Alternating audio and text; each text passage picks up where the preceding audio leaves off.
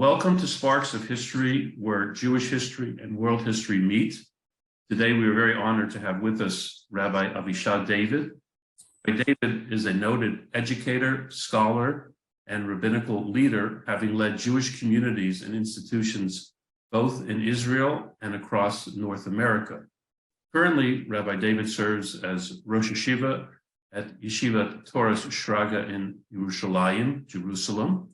Rabbi David is also the Rabbi Morah of Kehillat, Beis, Tefillah, Yona, Avraham in Ramat, Beit, Shemesh. Rabbi David is uniquely positioned to transmit and disseminate the full corpus of the Masorah, the Jewish tradition, having studied under and with leading Torah personalities of his generations. And today we are privileged to hear about Rabbi David's firsthand encounters with some of those outstanding Torah teachers. Thank you very much, Rabbi David, for your time today. We appreciate it very much. Thank you. Rav Yosef Dov Halevi Soloveitchik's annual Teshuva lectures were renowned for their deep scholarship and insights. David, your recollection of one of those Teshuva Drashas, Aharon, Rav Moshe Schneider, and the Teshuva Drasha of the Rav.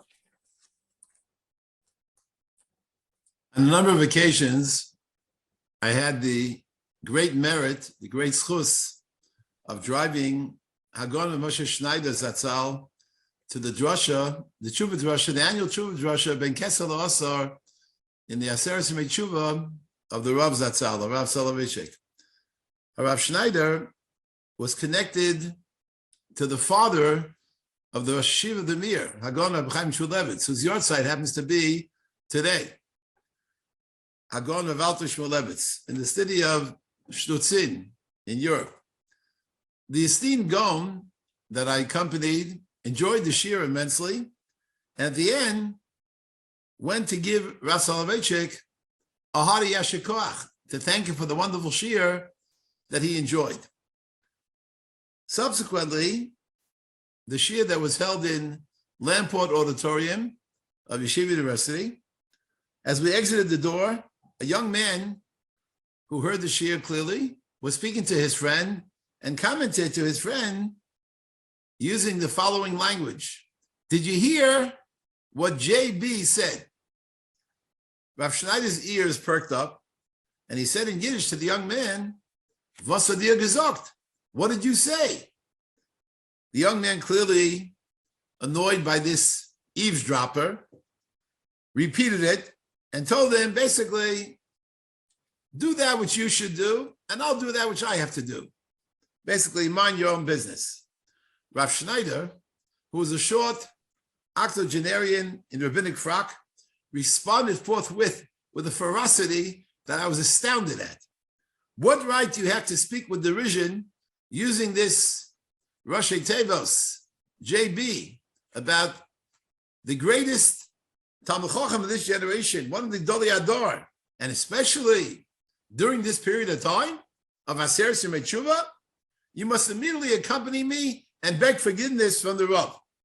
The fellow obviously had no intention of doing so, but there was such a din and commotion, and before you know it, Rav Schneider, who was a very short, diminutive kind of fellow, grabbed this tall, imposing young man and began to schlep him to the front of the auditorium. When we reached the Rav with a crowd in tow, Rav Schneider told the Rav, this fellow has something to say to him which is urgent. ASAP. Rav Soloveitchik said to Rav Schneider, there's no need, there's no necessity for any discussion. Rav Schneider said, no. He said something that was not appropriate. The Rav said, I'm not interested in hearing what he said. He's forgiven completely. And then the Rav heaps upon this individual an avalanche of brachos, which is rather uncharacteristic of his brisk kind of personality. I was absolutely stupefied by this overwhelmingly enthusiastic response. But at the same time, I was not completely shocked. Over the years, I heard people, unfortunately, heap calumny and even somewhat vilify the personality of Rav Soloveitchik, who was a complicated individual. And invariably, during the Yom Tovim period, he would comment how many people would call him to ask him for his pardon, for his forgiveness. He responded immediately, affirmatively, without batting an eyelash and without any inquiry as to what they said. He so much transcended all the pettiness of the world at large, because he was in reality, I could describe him as the way the Torah mentions in the Chalom of Yaakov Avinu, Sula Mutzav Arza, Rosh Magia Shamayim. A ladder anchored on earth, but whose head and heart reached the heavens, and he was a figure larger than life.